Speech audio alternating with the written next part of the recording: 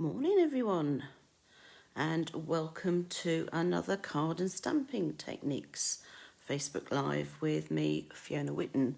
I'm an independent demonstrator based in Wokingham, which is in Berkshire in the UK.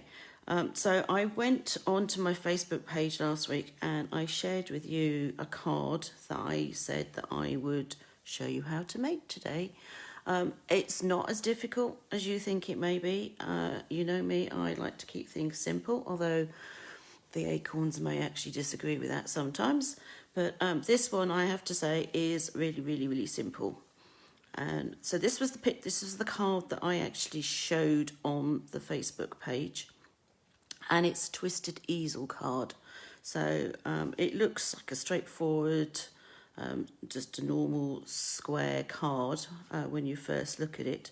But when you open it, you don't open it in the normal manner. You actually twist it, and then there is a stand, or it stands up basically. So this piece here will hold it so that when it's down, I don't know if you can see that very well, that it looks like that. Maybe you can see it that way. Okay, so I'm not going to make this particular card. If you want to know what I used the Forever Blossoms stamp set. This is one that's carrying over, so which is nice. So I simply stamped on a piece of Whisper White and then cut it out using one of the dies from the Stitch So Sweetly. This rather lovely paper here, which has got the leaves on, it's foiled, and it comes in a pack called the Love You Always, and it's in the January to June catalogue. So this is still available, and it comes in 3 colours. So this is Sahara Sand. It also comes in Rococo Rose and what was the other one? Blushing Bride. So you've got a paley pink, which is the Blushing Bride. So it's a different design to this. And then the Rococo Rose one is, personally I think it's more like a fuchsia colour, but it's absolutely gorgeous. So those are the 3 that come in the pack. Which are, like I say, they're rather lush. I really do like those. So those are still available at the moment, and they'll be available until the end of June. Although the closer we get to the end of June, it sort of becomes on a while stocks last, because they're not going to be sending us a brand new shipment if something's going to be discontinued. Right, so that was the first one that I made. If you want to craft along with me, you are more than welcome. I'll try and go slowly. So we're going to start off, I'm starting off my card this time round with a piece of thick basic white. But the thick cardstock is better for this because it's easier and it makes sure that it will stand up. So you've got your whole sheet of A4, and what you want to cut is a piece, because we're making a square card, so you want your width and your length needs to be double your width. So I'm going to cut this down because I know that it's just slightly, it's 11.5. So I'm going to cut it down to 11 inches, and I'm working in inches. You could work in centimetres, in which case probably the closest one is 28. So I'm cutting that to 11 inches. So I've got the long side at the top cut at 11, and then I'm going to turn it and I'm going to cut at 5.5. 5.5 being half of 11. So this is going to make my base card. And I'm simply going to turn it again, and I am going to score it at, moving my actual cutting blade out of the way, and I'm going to score it at 5.5. So when I fold it, we have a square card. So that's the start of your card, and then you're actually going to then do one more score, and you're going to score from that so if you have your card closed, the front piece up, so you're going to score from the top right down to the bottom left corner. How you do it, you can use a ruler and a scoring tool, or I'm going to use my trimmer. I'm hoping you can see that. I've actually got pencil marks on this grid paper to remind me that I need to stay within the lines. So I'm going to line this point up with the groove, and the nice thing is I can actually put the point up here in the groove, and then I'm just going to line the bottom one with the groove, central to the groove, and then I'm just going to score it like that.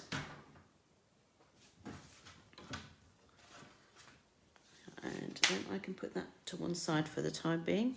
So you've got your piece of cardstock, so that's 5.5 by 11, scored at 5.5, and then scored diagonally on the front from the top right to the bottom left. And then all you need to do is fold on that score line, and you're going to fold it in. And I need a bone folder. So if you make sure you've got a bone folder, and make sure that those lines are, the score lines are really well and truly creased. So that is going to make your base card. So that's how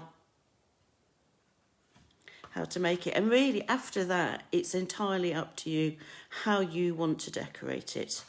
So what I would advise you to do, I mean the first one I'm going to make is just a straightforward square one, so I'm going to start again. So that's my base card, and I'm just going to put it to one side. I'm then going to take a different colour piece of cardstock. Now I'm going to use the Ornate Garden Designer Series paper. So I'm going to use one of the coordinating colours, which is Early Espresso. So I'm going to cut a piece to start off with, because I want to hide this white. So I'm going to cut my first one to be 5.5 by 5.5. So that will then match exactly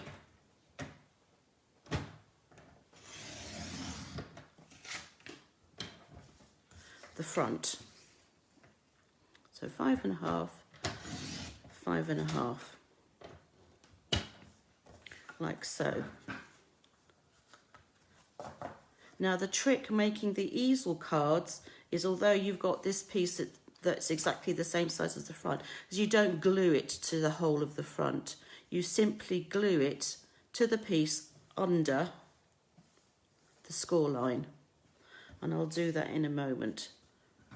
So that's my 5.5 by 5.5. Then I'm going to get a piece of my double-sided paper. So I've got daisies on one side, and I've got this rather nice gold foiling on the other. And then the question is, which bit do I use? And I think, oh, I can't decide, isn't that bad? I think I'm going to use the daisies. Excuse me. So I'm going to cut that at 5.25. Because this piece here is 5.5 by 5.5. So you want to go down, if you're working in inches, you want to go down 1/4 of an inch. If you're working in centimetres, you want to go down 1/2 centimetre.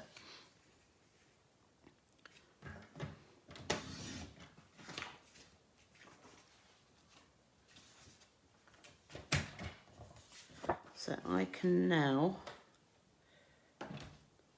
so I can glue this to here, and it shouldn't fit very neatly inside. It does, which is good. And then we can fix it to the front. So the Early Espresso cardstock will completely hide the white that's behind. I've used white base because it means that you don't actually have to add any white later, so that you can write a greeting or whatever it is that you want to do. So first off, I'm going to glue my paper to the piece of Early Espresso cardstock. And you don't need to go too mad with it. So this is going to go in the centre, like so, like that. And then we're going to fix this to the card front. Now normally what I tell people is to always put your glue on the piece that's the smallest. So normally if I was sticking this directly onto that, I would just put glue around that and then stick it on. But this time around, I only want it to go on that area that is below the score line. So I'm just going to apply my glue to that area. I'm not going to go too close to the top where the score line is, simply because the glue is going to squidge a bit anyway. So it will probably go up there.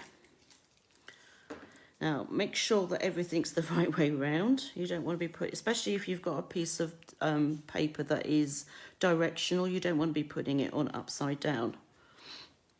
So I'm simply going to place that on the top, square it off so that you can't see any of the white, like so. If there's a little bit showing, you can always trim it.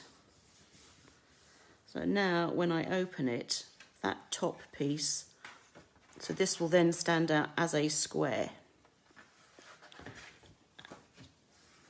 Now you can decorate this piece if you want to, but no one's really going to see it, because when the card is closed,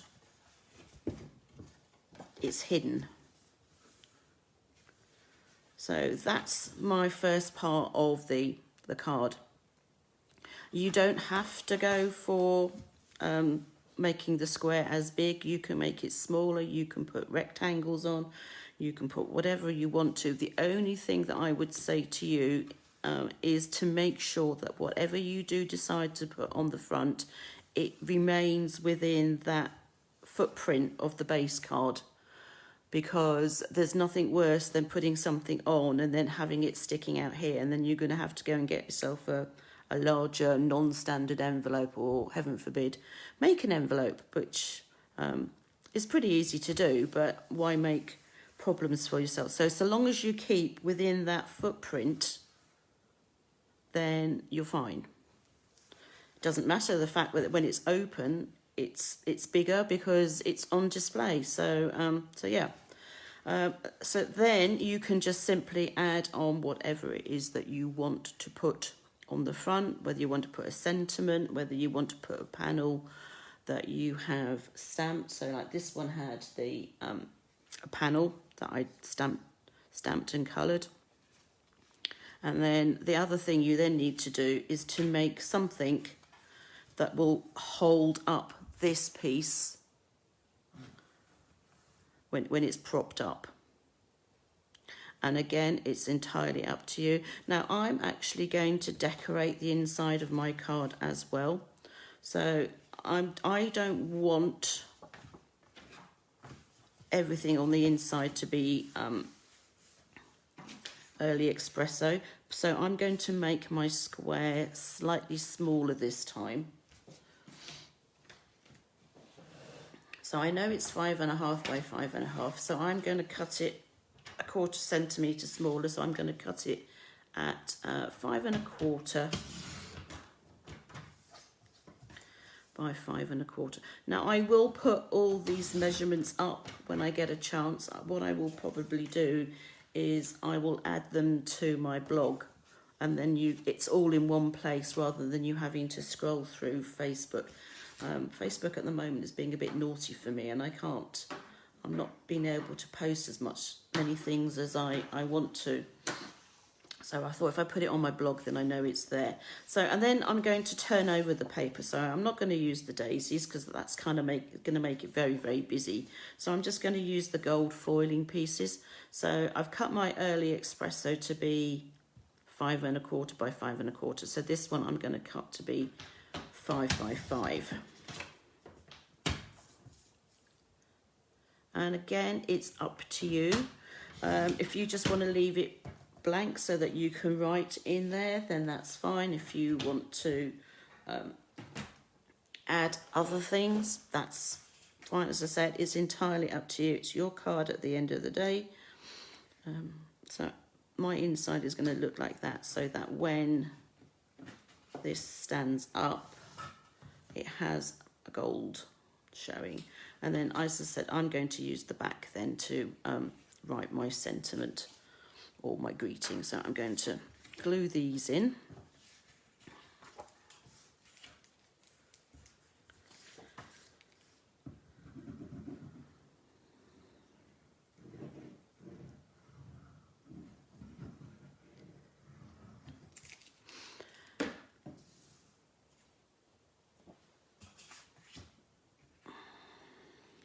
So there's a lot of things going on in Stampin' Up at the moment. We've just got the latest global paper pumpkin called the Bouquet of Hope.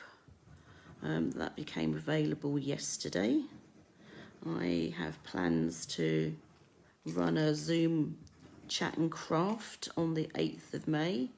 So, and it's free for those who order the paper pumpkin through my online store or direct with me, because I'm going to be putting in an order for the kits on the 16th, I want to say. So there we go.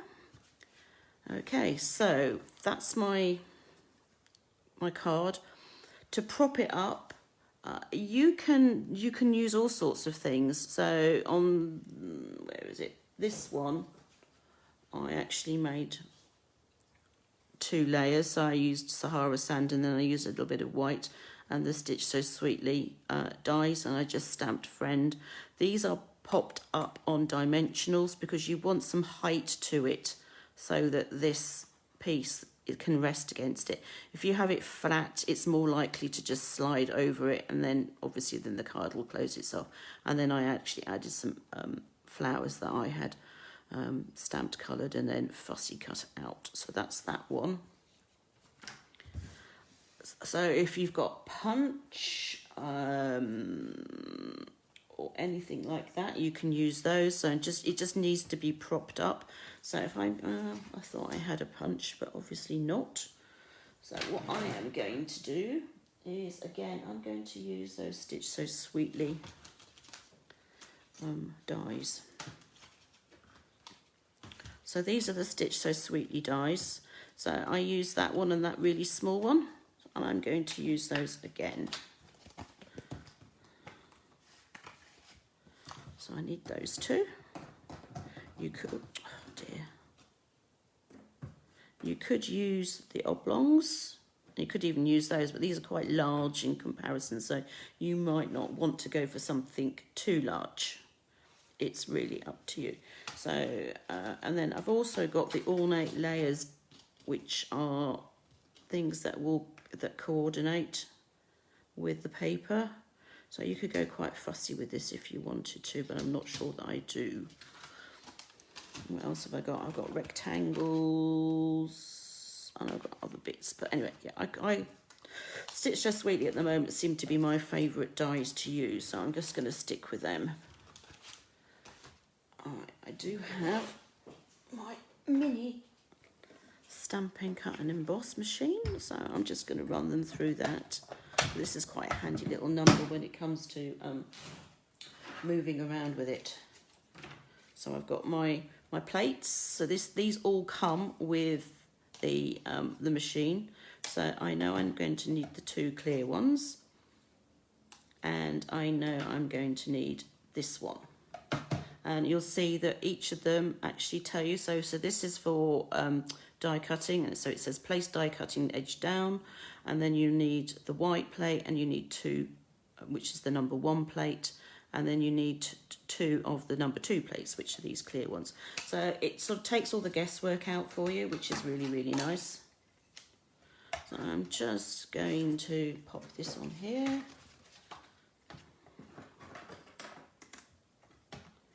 Don't want to waste cards, so I'm just going to pop that up the top. put my number 2 plate on, start to push it through, and then that'll grab it, and then amazingly enough it just goes all the way through.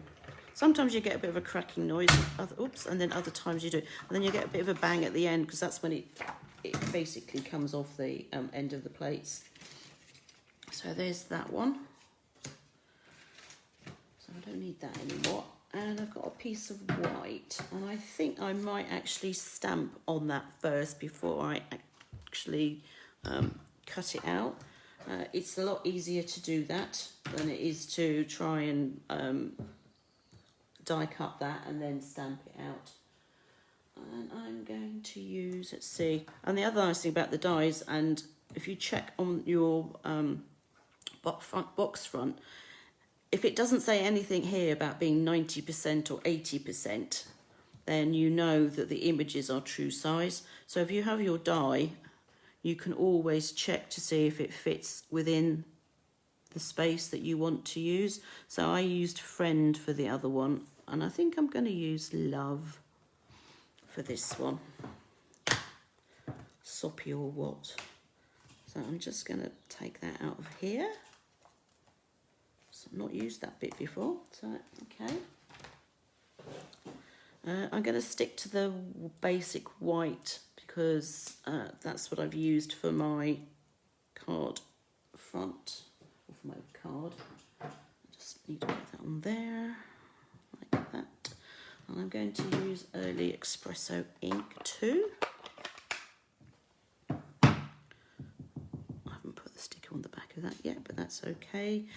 Because I'm using a die rather than a punch, I can stamp anywhere that I want to within the white, because I don't need to worry about having the punch reach it. Oh, I like that font. That's really nice. So as you will see, oops, it will fit perfectly over that. So like that. So I'll bring back my mini cut and emboss, and again put that on. Now we don't have a magnetic plate for this yet, so I'm actually just going to use a little bit of washi tape just to hold that so that I know it's not going to move.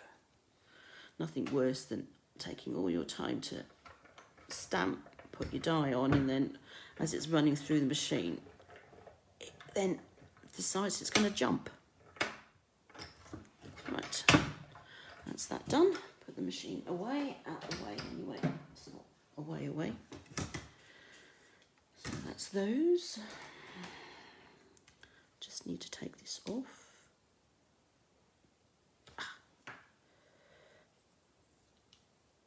There we go. That should pop out. Yep, there. So I'm going to put that on top of that, and then I'm going to bring back my card and put it inside my card. And then the $64 million question is, where do you put it inside the card? So I'm going to go completely mad and use dimensionals on this. So I'm just going to use the mini ones for this because they're handy for getting in those little spaces. And yes, I'm using 4, but I just want to make sure that it doesn't go anywhere. Obviously, remember, the more dimensionals and the more layers that you put on, the more it's going to cost to post. Although once you get to the large letter cost, these things don't weigh a ton, so it's not really going to go up in price. So I'm going to see now, where do I want to put this? So I can, yeah, I kind of want it there, I think. Quite like that. And then this time I'm going to use the larger ones.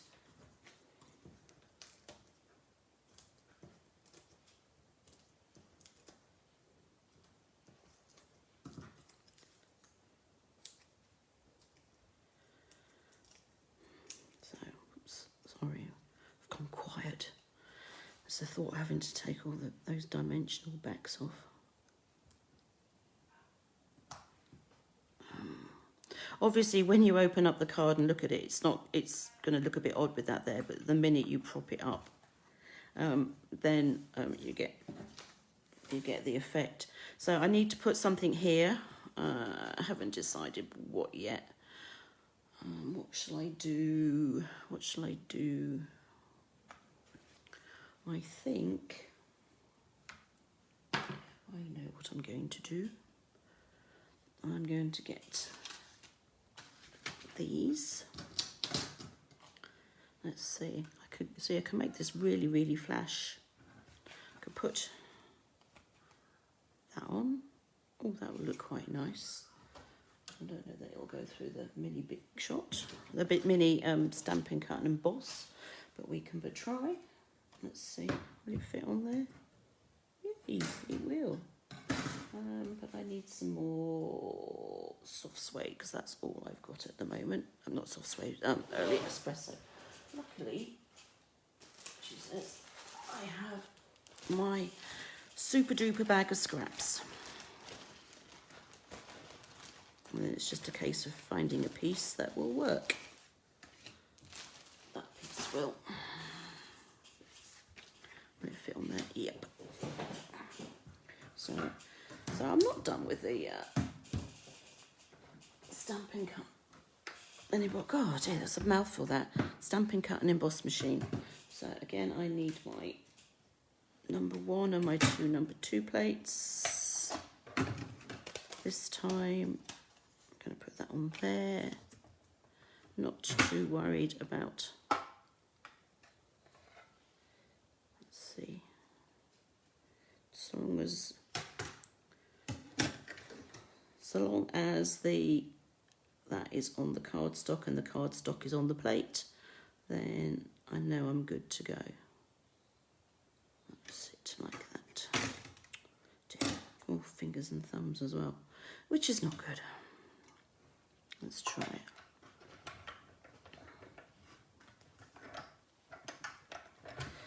I'm not left-handed, but that's how I'm doing it because I'm not standing up. Oops.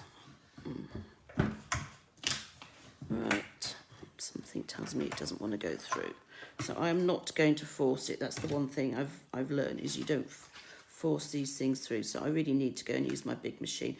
But I'm not going to do that now. I will sort that out and I will put it on there and finish that card off because I've just realised what the time is. So I'll finish this one off. I do have a few more to show you, I should say. So this was one that I made. It's exactly the same format. So I used black for my base card, and then this paper is from the True Love double-sided paper. So it's patterned on one side and it has these absolutely gorgeous flowers on the other, which you can leave just plain black and white or you can colour. So I went a bit mad, and so this is I want to say Purple Posy that I used on that, and then that's what I did on the inside. So this is what I was saying about using the rectangles. And again, that's more of the paper which I've coloured. So that's another just basic square one. So this one looks a little bit different. So again, it's the basic square, but instead of putting a square on the front, I've put triangles. So I used the stitched triangle dies. And I'll put the measurements up on this. So this is a 5.5 by 5.5 inch square again, but the first set of black here, you need to cut a square that is 5 by 5, and then you cut it in half diagonally, and then you go down another 1/2 inch rather than 1/4 inch. So that way then you get the border around both parts, and then hopefully you can see that this is all stitched. So that one looks like that. So it looks more like I don't know, a boat, but I like that one. So there's that. If you don't want to send a large card, then there's nothing to stop you from making one from a normal C6 card front. So this is my cardstock here. It's simply 10.5 by the whole length of the cardstock. scored at 14.9, and then I just did exactly the same. It's the normal diagonal that you do from the top right to the bottom left. And then, as I was saying to you earlier, as long as you make sure that whatever you put on the front is within that footprint, then it doesn't matter. So this one I've just simply put a die cut piece, and then I've stamped and die cut that piece out. So I still need to put on my little bit here to hold everything up. So those are the cards that I've made. As you can see, the base card is the exact same principle for all of them. It's just how and what you do with the fronts that makes them look different. So I hope you've enjoyed seeing that. Next week we've got Card and a Cuppa again, and your kits actually are using the paper from the Ornate Garden, and you've got some die cuts and things, so I'm quite excited about that and sharing you all the projects with that. As I said, the Bouquet of Hope paper pumpkin kit was out yesterday. If you want to order it, I'm putting in an order on the 16th. If you can collect from me, that's great. I can add yours to the order, and you can save on the postage, or you can order online, and everybody who orders one will get invited to the Zoom on the 8th of May, which will be free, and I'm also sending everybody who orders it a little bit of the paper from Celebration that it was designed to go with it. So you'll get that too. And then what else is going on? Pre-order, which is always exciting. So the annual catalogue is coming up. My pre-order is in, and at the moment it just seems to be wandering around the country thanks to UPS. But hey, never mind. If you join this month, you too can order from the upcoming catalogue. There is a limited list of things, but that's always an option. And obviously there's the retirement list going on, so everything from, and we're only talking the 2020 annual catalogue. It wasn't really an annual because it was 10 months old, but from the 2020 catalogue, everything that's not carrying over is now on the retirement list. And there are some good bargains to be had, so that's always worth checking out. And was there something else I wanted to tell you? Oh, I know, yes. On the 24th of this month, I've got the butterfly bouquet class. So those of you who have already got the stamp set and things, if you want to join me, then the cost is £10. And that closes on the 20th. So you've got until the 20th to decide whether or not you want to join in. I don't have time now to get you kits and supplies, so it's really just the tutorial and the joining in the fun on the Zoom on the 24th that's available. And that is it, I think. So I will see you next week. This recording will obviously get put on the Facebook page, so long as it plays ball with me. And then I will take some photos and share with you, but I'll also put most of this up on my blog in the next couple of days, along with all the dimensions, so that you know what size is what and what to cut. Okay, so that's it for now. Happy stamping, and I will see you soon. Thanks then. Bye.